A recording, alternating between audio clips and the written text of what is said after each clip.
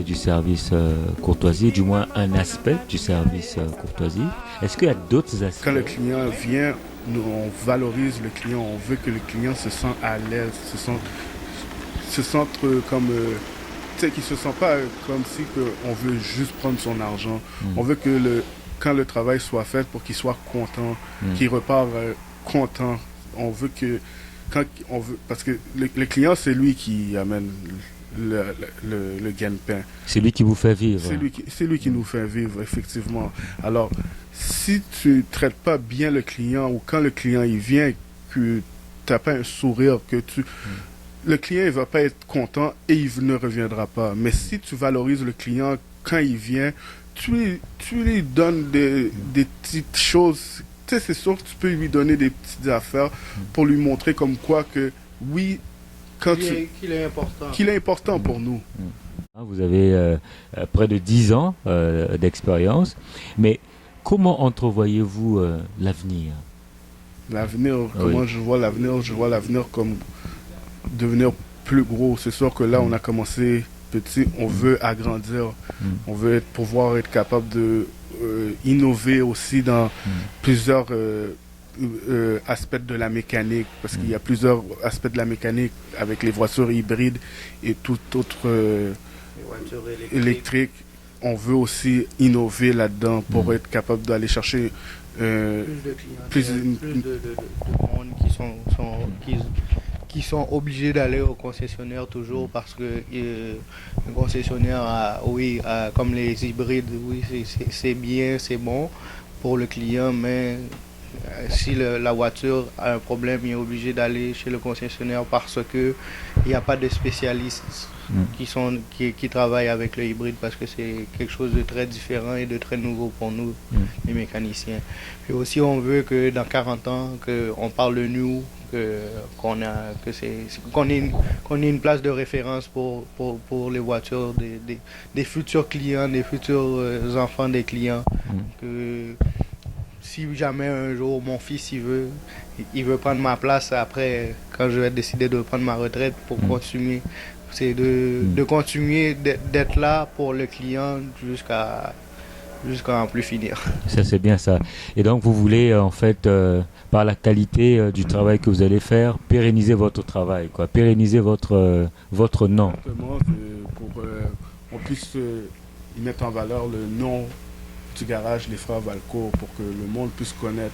Et pas seulement le monde, on veut aussi que dans la communauté, qu'ils puissent voir que on est une référence aussi pour côté la mécanique. J'ai eu plusieurs cas comme quoi les clients ils viennent ici, ils sont tout affolés parce que leur auto fait du bruit, puis ils pensent que c'est leurs freins qui sont finis.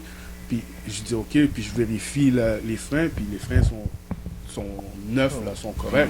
Moi, je suis honnête avec les clients. Je viens voir le client, je dis viens voir.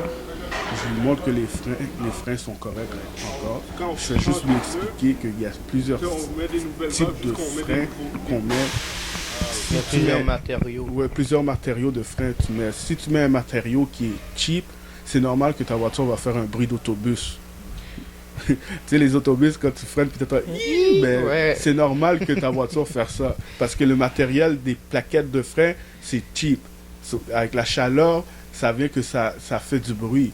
Mais quand tu mets une marque meilleure, mais là, ça va faire moins de bruit, ça fait pas de bruit. Là, quand tu expliques ça au client, là, le client il est content, il dit, il vient, t'es honnête, on va plus dire, oui, que tes freins étaient finis, puis tu changes les freins. Mais non, moi, je veux pas faire ça, parce que si je fais ça, après, le bouche à oreille, il va dire, le client va lui dire, un tel, ce garage-là, il dit, il m'a changé ci, il m'a changé ça pour rien. Mais là, du fait que j'ai dit la vérité, la cliente était tellement contente, elle m'a dit, oui, t'es honnête, c'est bien, j'aime comment vous travaillez, c'est vraiment bien. T'sais, quand ça m'a valorisé moi, parce que pour moi, j'ai été honnête avec elle. Puis je lui ai fait sauver de l'argent. On ne cherche pas à devenir millionnaire avec le client. Au contraire, c'est le client qui nous fait vivre. Donc, si on essaye de prendre tout au client, ça ne va jamais arriver. Tout client vient, on les fait une facture, comme tu peux voir. Ça, c'est un exemple de facture qu'on a.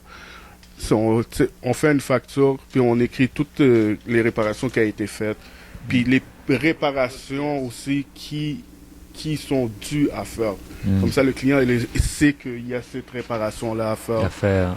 Puis il sait, il voit, il y a une facture détaillée de tout ce qui est le travail effectué. Vous avez chacun d'entre vous une petite famille. Exact. C'est pas facile, travailler dans la mécanique avec les horaires que vous avez. Comment arrivez-vous à maintenir la famille? C'est sûr que c'est difficile. Il faut que ta conjointe puisse comprendre qu'au début, c'est difficile. Démarrer une entreprise, c'est difficile. C'est sûr que des fois, tu ne vas pas toujours être là pour faire des activités familiales et tout, pour que tu puisses avancer, percer dans le garage. Moi, pour de vrai, mon garage, il est là, mais pour de vrai, ma petite famille, pour moi, c'est elle en premier. Elle passe avant tout, là. Il faut que je donne du temps à ma fille, à mes enfants, à ma copine. Il faut que je donne du temps à tout le monde qui est chez moi. Ça donne une belle harmonie. Mais aussi qu'on s'entraide, moi et mon frère, on s'entraide mutuellement. Donc on se consacre du temps avec notre famille tout en étant d'accord. Puis comme ça on les laisse pas de côté. Comme on dit, comme il a dit, c'est notre priorité. Donc, au début, ça a été difficile. On faisait des heures de fou. On était là le matin au soir. Donc il y a eu un changement. Maintenant, on est capable de dire, OK, à telle heure, on part. Il n'y a pas de chose. De toute façon, il y a les frais de garderie qui sont très chers. Donc, on peut pas se permettre parce que c'est pas à l'heure, hein, c'est à la minute. Donc si on dit, regarde, moi, il y a des fois, quand c'est lui qui doit aller chercher sa fille, je lui dis, OK, ben, pars à 5h30. Moi, je vais rester jusqu'à 6h ou vice-versa. Ou... on s'entraide, on dit ok, va chercher ta fille, va chercher mon fils, ou vice-versa. On appelle nos femmes aussi, ils comprennent. C'est de l'entraide et puis c'est de gérer son temps et de le respecter. Vous êtes jeune, vous êtes plein d'ambition et tout, et il y a d'autres jeunes qui vous regardent. Oui. Est-ce que vous auriez un message particulier à leur lancer? Oui, moi le message que je donne aux jeunes, c'est ne lâchez jamais. Exactement. Foncez toujours. Ne laissez personne vous démoraliser, vous abattre, dire que vous n'êtes pas bon dans telle chose. Parce que au bout de ligne, tu es capable. Tout le monde est capable de faire ce qu'il y a à faire. Moi, je dis, fonce droit vers ton but, car ton but, tu peux le réaliser. C'est ça que je dis aux jeunes, moi. Moi aussi, je l'appuie. Moi, on dit, tu n'arrêtes pas de creuser, tu creuses, parce qu'un jour, tu décides d'abandonner, peut-être il te restait un coup de pelle à donner et puis tu avais ton succès devant toi. Mais moi, qu'est-ce que je veux apporter, c'est les parents. Les parents, s'il vous plaît, appuyez vos jeunes. Ce n'est pas juste avocat, ingénieur, docteur qui a comme travail. Regarde, nous, on est la preuve vivante. Aujourd'hui, on a notre propre entreprise et je peux dire que ça va très bien. Mais appuyez les jeunes. S'il veut faire telle chose, encadrez-le. Si c'est ça qu'il aime, laissez-le œuvrer dans ce domaine-là. C'est ça que j'ai à dire pour les jeunes. Puis les jeunes, lâchez pas. Même si on vous dit non, c'est pas bon.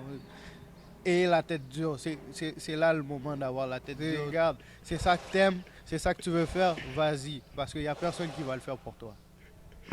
Et pour les clients qui vous regardent, qui sont satisfaits de votre travail, comme vous venez de le dire, est-ce que vous avez un message particulier pour eux? Les clients, je vais vous dire merci beaucoup. C'est grâce à vous que tout ça est possible. On vous encourage toujours à venir nous voir.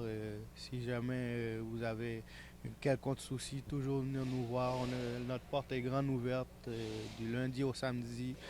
Le lundi au vendredi de 9h à 5h30 et le samedi de 9h à midi. On est toujours là à vous accueillir, on est prêt pour vous. Quelle que soit la tâche, on va la remonter. Je vous dis un grand merci aux clients, que c'est grâce à vous si nous sommes rendus là. Si ce n'était pas de votre appui, on n'aurait pas pu se rendre là. Et c'est pour ça qu'on va toujours être là pour vous satisfaire. Mais écoutez, vraiment, merci beaucoup. Hein. Ça nous a vraiment fait plaisir que vous nous receviez chez vous. Merci. Et ça fait, comment dirais-je, plaisir hein, d'être enfin arrivé ici, là. Exactement. Depuis le temps qu'on en parle avec Claude. Ah oui. Et, c'est grâce à toi aussi, Constantin. Tu m'as poussé aussi. Je fais mon travail. Hein? Même si que des fois tu m'entendais pas, tu m'appelais toujours. Claude, qu'est-ce qui se passe? C'est grâce à toi aussi. Non, écoute, c'est surtout grâce à ton Dieu que tu pries, quoi. Mais c'est vraiment, ça fait plaisir. Ça fait plaisir et puis lâchez pas, quoi. Merci. C'est la première personne à remercier, le Seigneur. Exactement. C'est lui qui a mis tout ça possible. Donc, merci Seigneur pour le garage et bénis notre garage. Que notre garage soit sous ta main protectrice. Amen.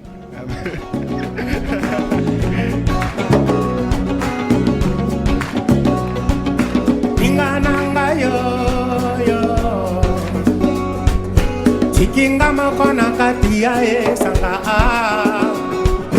welise mosolo ya mbangu